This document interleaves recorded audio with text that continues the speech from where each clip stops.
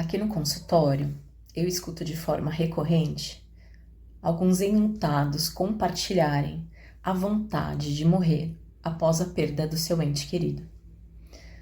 Isso é preocupante? Às vezes. Estamos num país que temos a religião de uma forma intensa na cultura das famílias e das pessoas de uma maneira geral. Então, pensamentos do tipo morrer e encontrar o meu ente querido em uma outra condição, num outro plano espiritual, ou ter esse ente querido próximo, sugerindo ou intuindo, cuidando do seu ente querido. Comunicações presentes entre as pessoas que vivem e os seus mortos que fizeram a passagem. Alguns pacientes compartilham: Fernanda, parece que eu estava na rua e eu senti a presença do meu ente querido, ou em algum momento em casa eu senti, presenciei, a proximidade do meu ente querido. Analisando esse contexto, eu não vejo nenhuma questão problemática. Afinal de contas, a espiritualidade, o conceito de espiritualidade e não necessariamente a religião, nos auxilia com ferramentas nesse processo de adaptação que é o luto.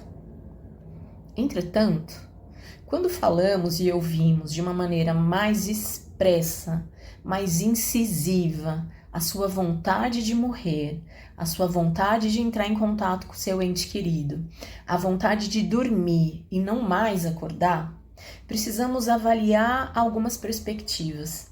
E esse é um medo recorrente de outros profissionais da área da saúde em relação ao discurso dos seus pacientes. Quando a gente avalia o contexto histórico desse enlutado, até para avaliar o grau de risco de uma morte por suicídio ou comportamentos autolesivos, o que a gente precisa considerar? A história pregressa dessa pessoa enlutada. Como, por exemplo, é uma pessoa que já desenvolvia quadros ou transtorno de depressão, síndrome do pânico, ansiedade, uma bipolaridade, quadros de personalidade de um transtorno de borderline. Sim, são pacientes que necessitam de um olhar mais atento no sentido de um risco de morte. O que é importante nós avaliarmos? Quais são as ferramentas que esse paciente enlutado disponibiliza nesse processo? Esse enlutado tem uma rede de apoio significativa para conseguir dar acalanto e cuidado nessa fase que é tão turbulenta? O que é importante?